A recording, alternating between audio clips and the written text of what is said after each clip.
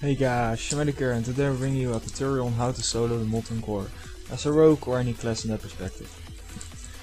So the Molten Core is a pretty easy raid to solo. You've got some great loot, I'll list them in a few seconds. The most important loot you can probably get are the bindings of the windseeker, which can create Thunder Fury. Other than that, you can get the Eye of Sulfuras, which is for a two-handed legendary. Unfortunately I can't equip that. But let's get started, shall we? Before we start though, I got a few basic tips that I want to share. First of all, always keep your copy rate up, it will outdo almost all the damage. Second of all, go subtlety, simply because Shadow Step will help you a lot throughout this raid. Third of all, mind your major cooldowns, things like Cloak of Shadows, combat readiness or anything. I will explain in this video when and how to use them properly. Molten Core is really easy if you're a stealth class. You can go by all the mobs, so rogues and druids are probably the most favorite class to solo the Molten Core with. There are actually, there is actually one mob out there that can see you throughout stealth. It's the Core Hound. They got like a big eye above them to show that they can see you throughout stealth. But fortunately for us, there are a few tricks out there to help us bypass the Core Hounds. One of them is by shadow stepping to targets that are near him.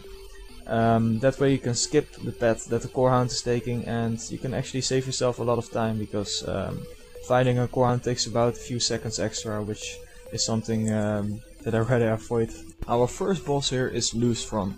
Lucifron is a pretty easy boss, like most of the bosses here. But the most important thing about Lucifron is how you pull him.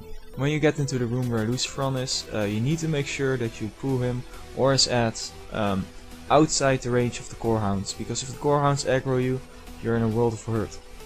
So Lucifron himself does a little bit of damage, but the most important ability that he casts is Lucifron's Curse.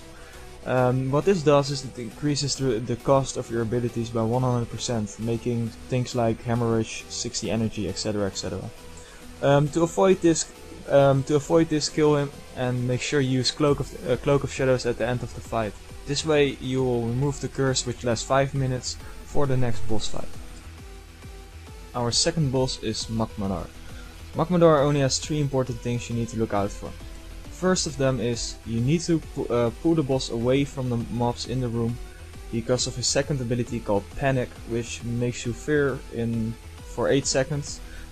If you don't look out for this, you can actually run into the mobs inside the room and they will wipe you for sure. His last ability is Enrage, which you can remove from him by using Shift. The damage of Enrage isn't that huge, but it's a good thing to remove it anyway. Our next boss is Gehinos, and I have actually no idea how to pronounce that, but for now Gehinos will be enough. He has 2 important abilities, one of them being a 75% reduction in healing taken by you, and second being a Rain of Fire, which you probably need to move out of, something that I didn't do here. About the healing debuff, just make sure you Cloak of Shadows at the end of the fight to remove the debuff, which lasts for 5 minutes for the next boss. The next boss is Gar.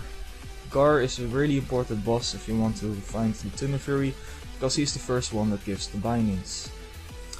Now, Gar actually has a few ads with him. These ads don't do that much damage, you can out-heal it with Recuperate. Also make sure you pop Evasion to migrate even more damage. There's one little trick after you kill Gar. Make sure that when you loot him, you make sure you pick up all the loot, and quickly after you pick up all the loot, vanish. The ads will just stand there and do nothing, and you have your loot and can get away safely.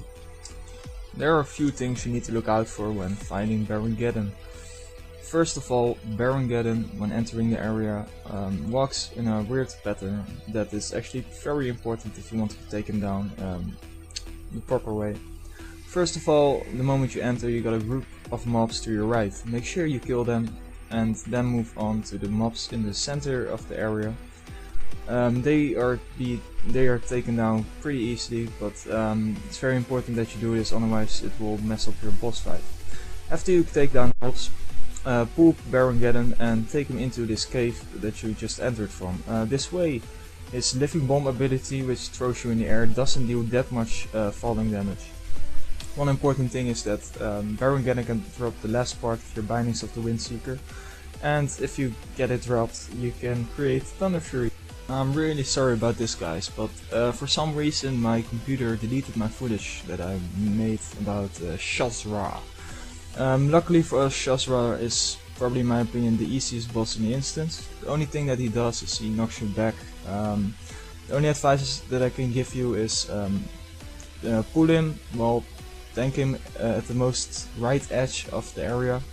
Also make sure your Cloak of Shadows is debuff at the end, because it will increase your magical damage taken by 100% for the next 5 minutes, and you want to get the buff removed for the next boss. Our next boss is Sulfuras Harbinger. The most important thing about Sulfuras Harbinger are his adds. His adds have a castable heal that they can cast upon themselves or the boss. It will basically heal themselves up to full. To counter this, make sure you burst down the first healer you can find, make sure you pop all offensive cooldowns, and then save up your energy or whatever to burst down the second healer, and then the third healer, fourth healer, etc. After that, the boss fight itself is really easy. Our next boss is Golmak, the Incinerator. If you are having any form of issue with the next boss, I suggest taking this assassination spec. I'm not a good assassination rogue, but this spec just helps a lot. My suggestion for taking down this boss is always keep a bleed effect up and always keep your deadly potion stacked up. That way you can get a lot of energy back with the assassination spec Venomous Wounds. No idea how to pronounce it, sorry. So for starters, the boss applies a stacking debuff on you called Magma Splash. Magma Splash is actually the thing that can kill you right here, so once Magma Splash reaches 20 stacks, which will reduce your armor by I think it's something like 10,000, then you Cloak of Shadows. That way the fight gets a lot easier and you sort of reset it. I died actually quite a lot of times in the past where I didn't Cloak of Shadows but used Combat Readiness, because I thought the debuff wasn't that bad, but once it gets to 30 stacks you are in a world of hurt and you probably want to avoid getting there, so my suggestion is at 20 stacks you start Cloak of Shadowing. Then we have Major Dormo Executus, and this boss is ridiculously easy. From starters, the moment you pull the boss, make sure you sap one of the healers just to downsize the DPS a little bit. The boss itself can take damage, you need to kill his ads in order for him to be defeated. Once every while he teleports you into the middle of the room where there's a lava pool which can actually hurt a lot when you stay in it, because it will reduce your max health. Just move out of it, kill all the ads, and basically that's the boss fight. It's really easy, the damage is really low, but crit rate will outheal anything. Then there is the Fire Lord himself, Ragnaros. Ragnaros can actually be a really hard fight if you're not using the little trick that I'm going to show you. The most important ability that Ragnaros casts is Wrath of Ragnaros, which throws you back if you're in melee range. In order to counter that, just shadow step the moment he throws you back. This way you aren't on the other side of the map while taking damage off his dot. That's really useful. Just shadow step each time he uses Wrath of Ragnaros. The cooldown of Wrath of Ragnaros is actually longer than shadow step. So if you're druid, use Feral Charge, if you're a warrior, use Charge itself, anything to get back into range. That's basically it. Ragnaros is down, we got a chance of a few legendaries. Well, that was it for the Molten Core. It's a pretty easy raid to solo, like I said in the start. You can get around 500 to 1000 gold. So that was all for this video. I hope you liked it. Remember to like the video or comment, and if you really liked it, please subscribe. I make a lot of videos, etc.